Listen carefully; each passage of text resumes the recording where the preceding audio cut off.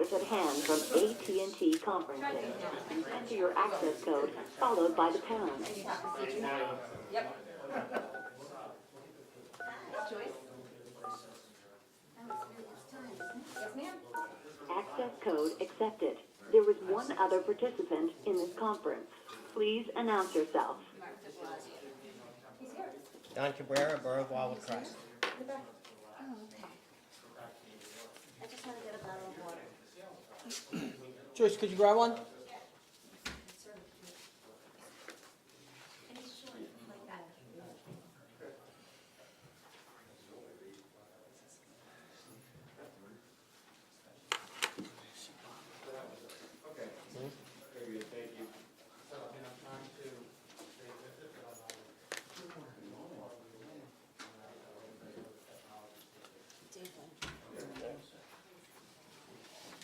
All right.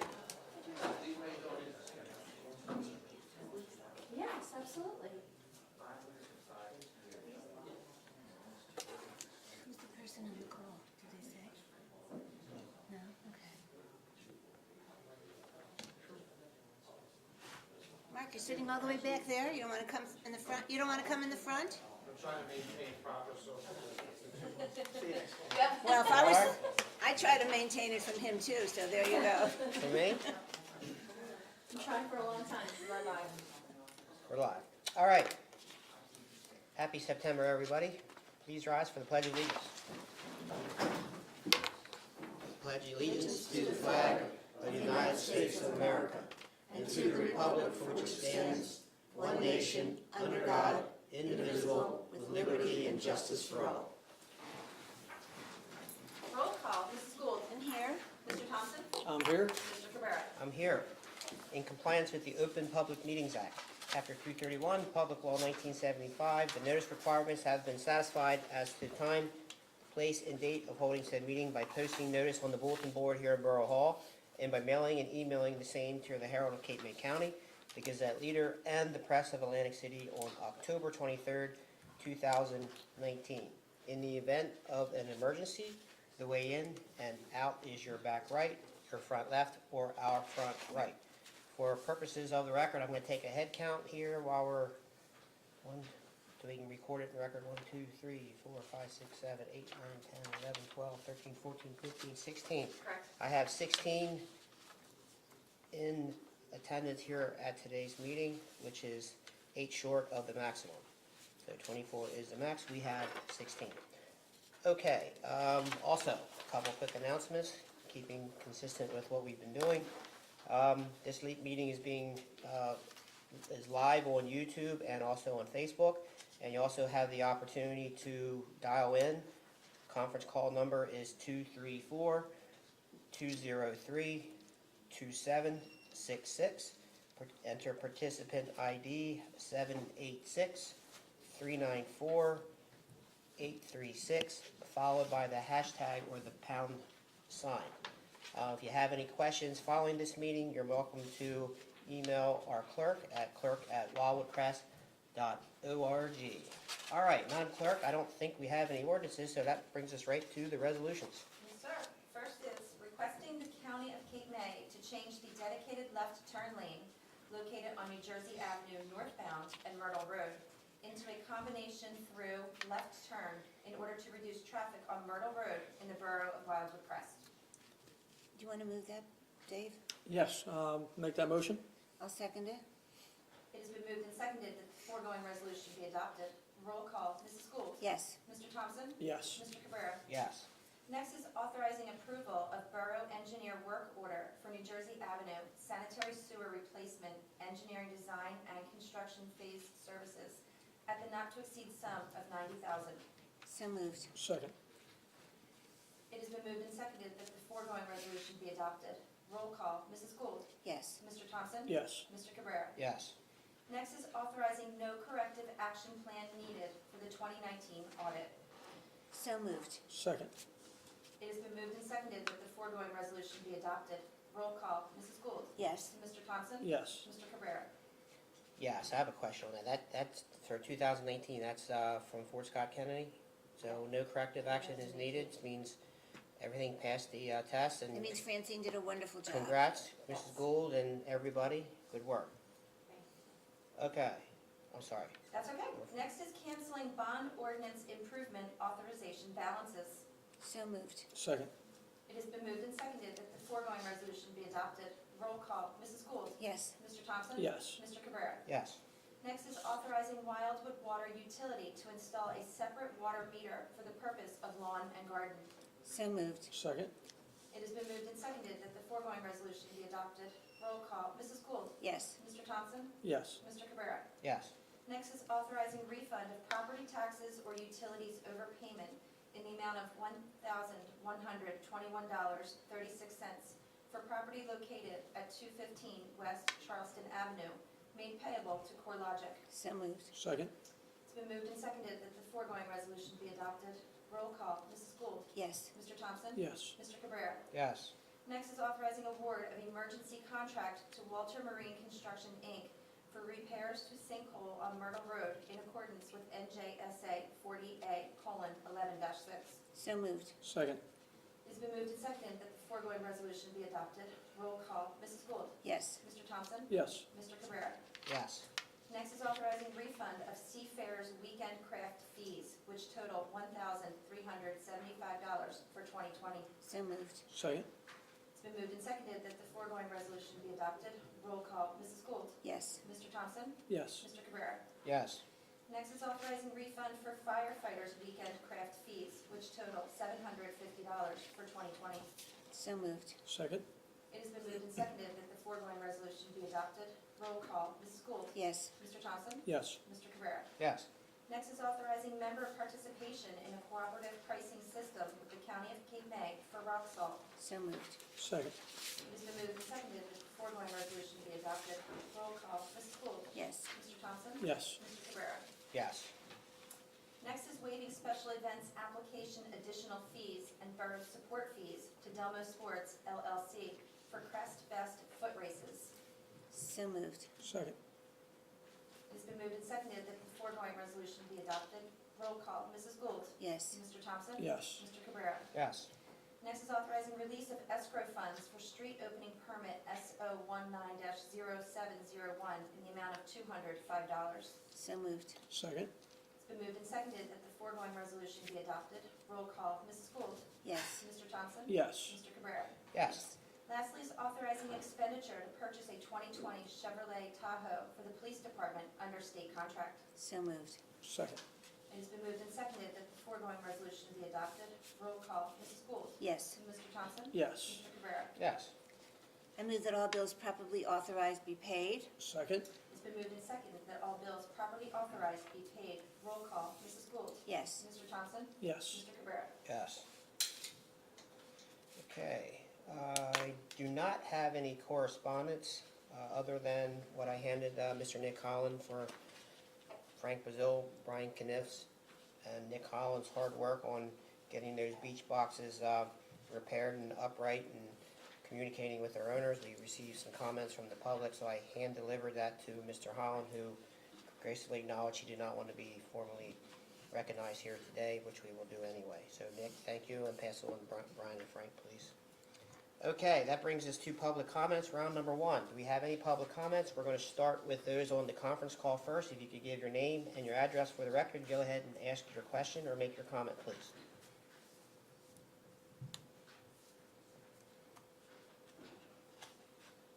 Anybody on the conference call going once? Twice? All right, we're going to move on to the live stream, YouTube and or Facebook. You can definitely tell it's September. Which means what? Everyone went home or they're just tired? They don't want Both. to It talk. could be both. It could very well be both. Hopefully the complaining I know I'm stopped from the tired. summer. I wish I could go home, but I can't. All right. New business, discussion items. Ordinance for garbage, rubbish, and solid waste. You want to ask In anybody in the person. room? In-person I'm comments. sorry, in Public person. room. Anybody in person, I'm sorry. Hearing none? All right, now we'll move on to new business. Ordinance on discussion with respect to garbage, rubbish, and solid waste. Which one?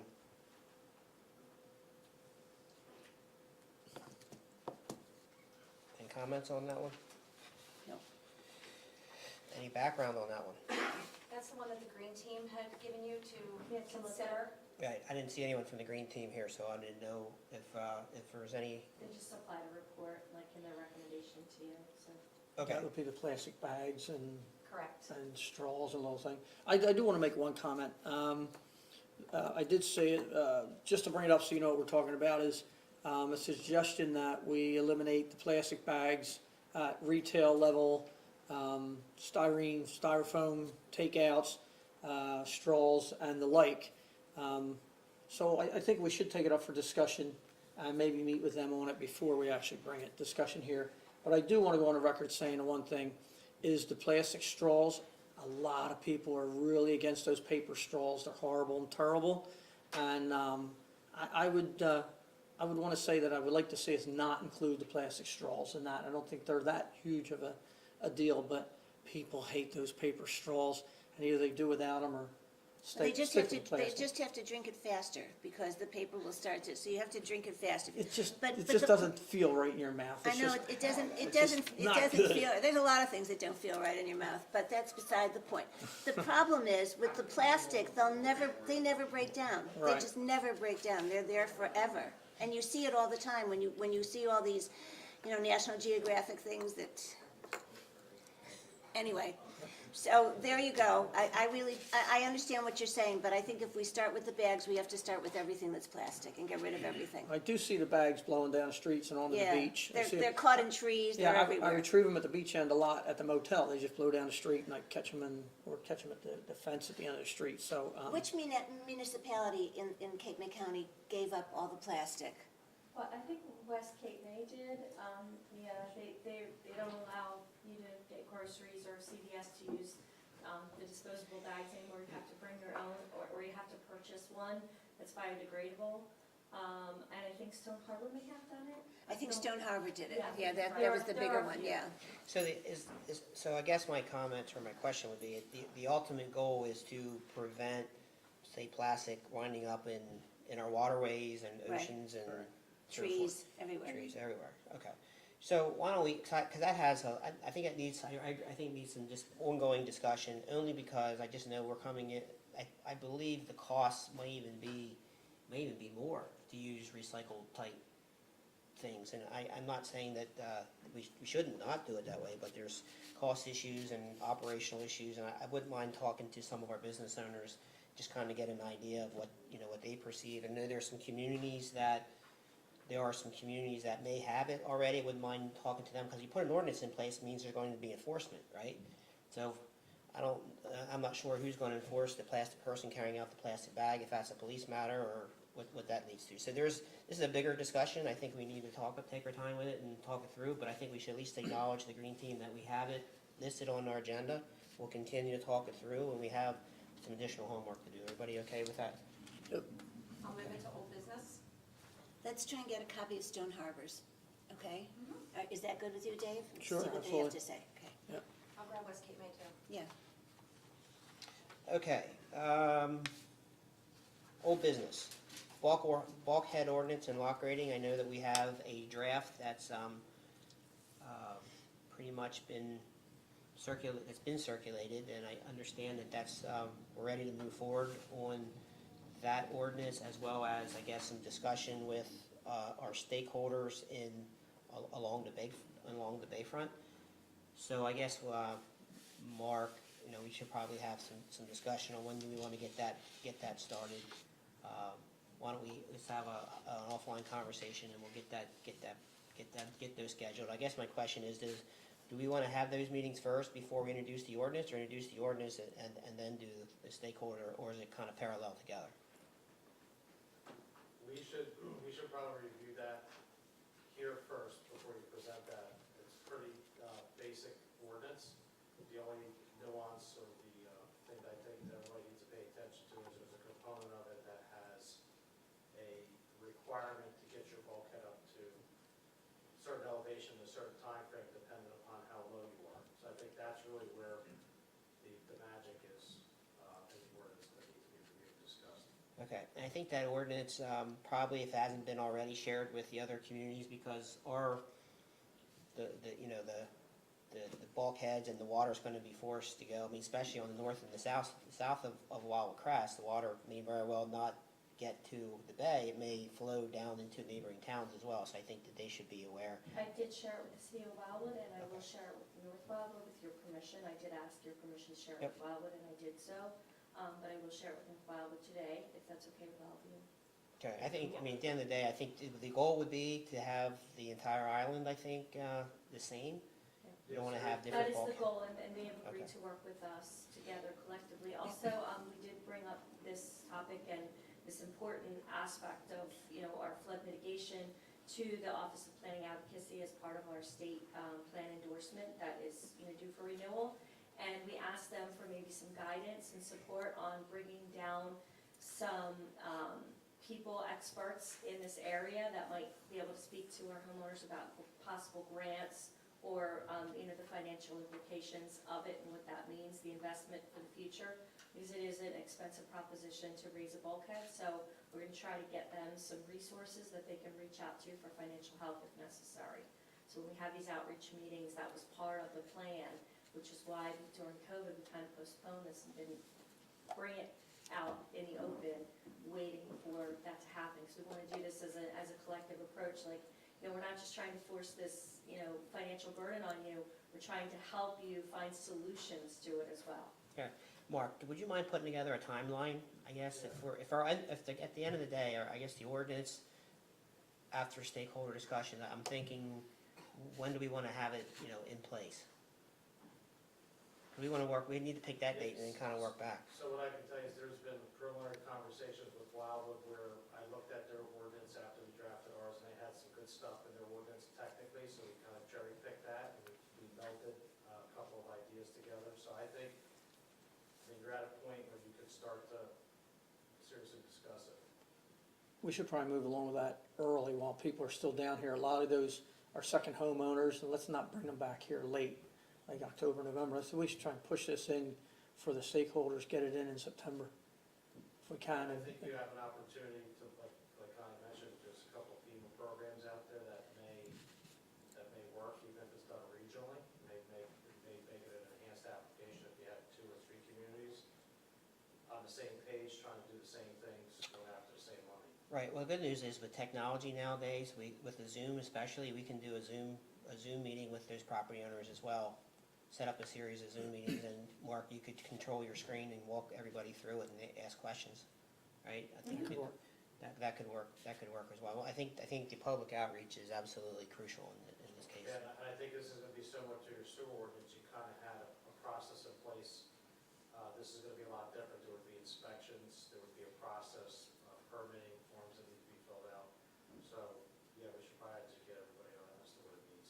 All right, so if you wouldn't mind taking the bull by the horns and maybe laying out a timeline and some scheduling dates, and maybe coordinate with Connie and the governing body and see if, I guess, you're pretty much the one that would be walking everybody through, right? And then you would probably want to have Connie and maybe Ron from a legal standpoint on the calls, and at least a governing body member on that as well. Do we need to take many minutes for those meetings? For those stakeholder meetings? Or is It's not an official meeting of the governing body, but it's always good to have notations from it so that you can keep track of what the comments were and, try to solve the issues as you go. So just basic note keeping, but unless it's going to be a formal meeting of the governing body, there's no minutes. Okay, all right. Flood mitigation effort, that ties in directly with that bulkhead ordinance and lock grading. Old library, that discussion, October 23rd? 23rd. Referendum on the liquor license in the business zone. The New Jersey business zone discussion, with the county and so forth, all that project is September, is next meeting in September. So we're gonna adjourn here after that meeting and then go to the Do Up Diner to finish up that conversation. That would be round 2, and it probably will be maybe one of the last stakeholder meetings, because I know the county is ready to move forward on that project the following year. Okay. Beach bump outs, we touched on at the last meeting with respect to an application to the county open space. I know that we're working on that. Mark's trying to estimate some costs on that as well. Yeah, well, the engineer's report for that project was completed today and sent over to Mark Flower, because he's using that to file to DCA and small cities as well. Okay, so, so beach bump out and the beach walkways are two open space, grant application, or two elements of the open space application. Park Boulevard Pumping Station, that's, also part of the FEMA grant, which is, we haven't heard back on, we should probably be hearing back on that soon. Nothing on special events on the beach, and the beach bike path, we kept it on the agenda, however, I think the last meeting to summarize, we decided to hold off on the current, including that into the current CAFR permit, which we expect to have sometime by the end of this year. Okay, that wraps up old and new business. Are there any more public comments? We'll start with anybody on the conference call. Anybody on the conference call? Let's get from the police side. All right, we're going to move forward. How about anybody in the room have any questions or comments? I do. Am I allowed? 9/11 is coming up soon. It's our annual memorial service. It is Friday afternoon, that Friday afternoon at Miami and New Jersey Avenues. Captain, if you can make sure about 4:45, if you can have it blocked off, and the fire trucks will be coming in and everything. We expect a lot of people, and Carmen Alamino, who is the brother of Andrew, will speak this year, which was hard to, I couldn't ask them until then. None of the girls wanted to, but he's going to speak. And it should be a very nice program, so please come and join us. Thank you. Okay, I also have one. I've been receiving a number of complaints the last few weeks about the same old subject, the pedestrian crossing. So I did just want to clarify this out there, and I spoke to the captain before, and perhaps he can give us some input. It seems that pedestrians misunderstand that they have the right-of-way and just walk out without stopping. Okay, that's the age-old complaint. They just walk right in front of you. And my understanding is that they're still supposed to stop and have clearance and have time to get across the street, not just continue walking in front of cars. That being said, cars do have to stop and give them the right-of-way if they're in the crosswalk.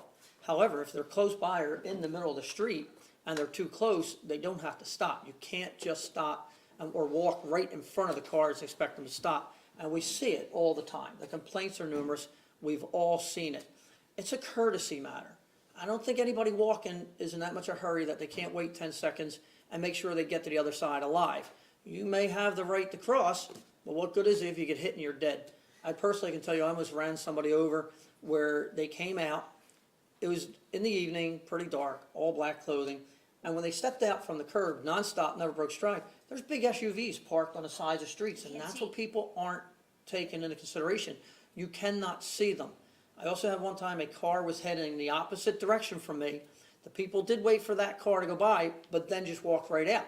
So I didn't see them until they were almost in the middle of the street because that big SUV was still coming at me.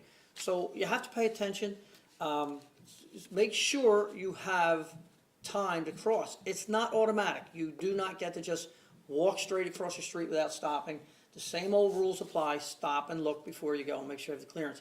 Captain, if you can add anything? It's exactly right. It's just like if you were stopping at a stop sign, you can't stop and then just go. You have to wait and ensure that the intersection is safe for you to cross.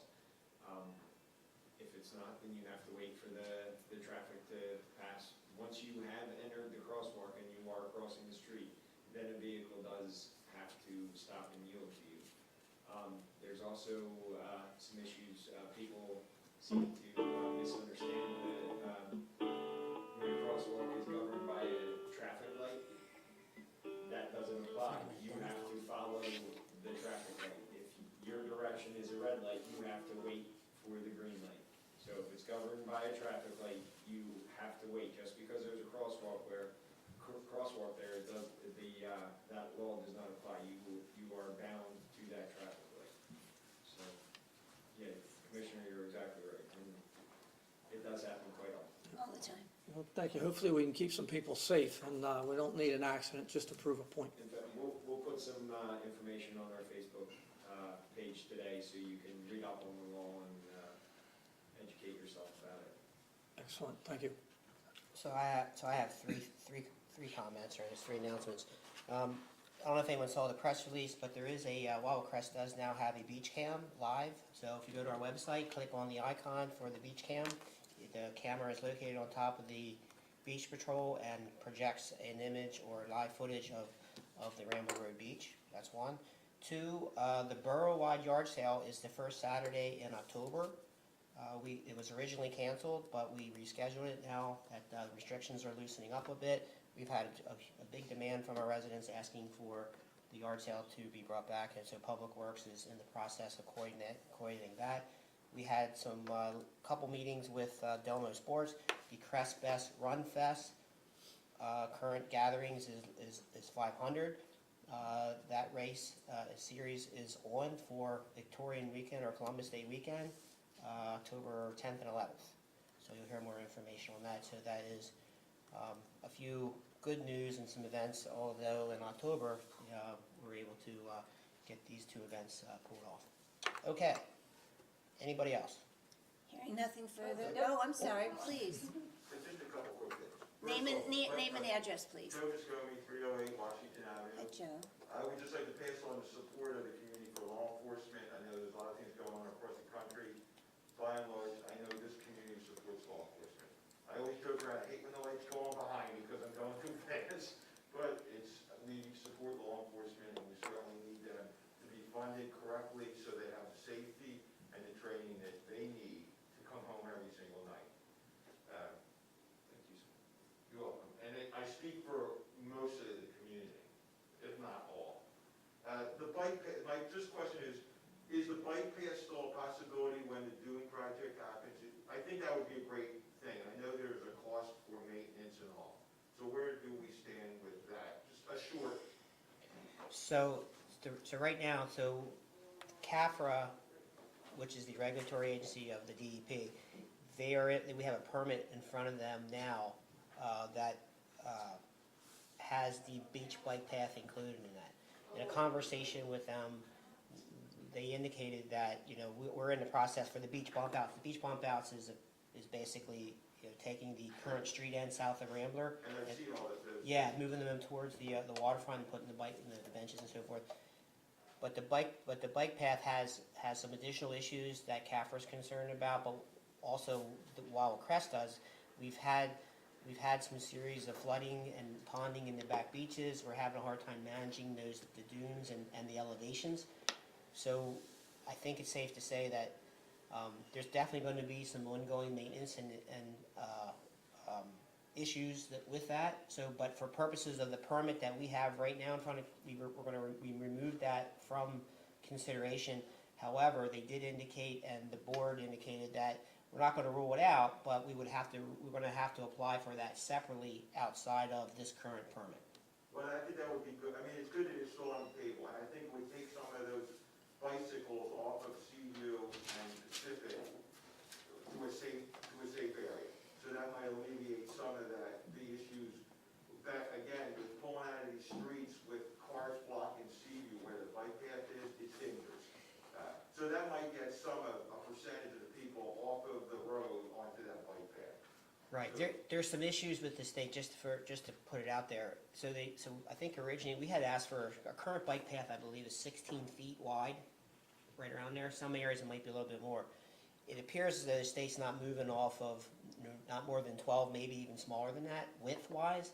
So that caused some issues. And the other issue is that because it's on the beach, the concrete path itself would be elevated, so it's easy to run off, to either go off of it, or the sand washes away or blows away from it and creates a concrete lip, and then you drop down into it. So there's some.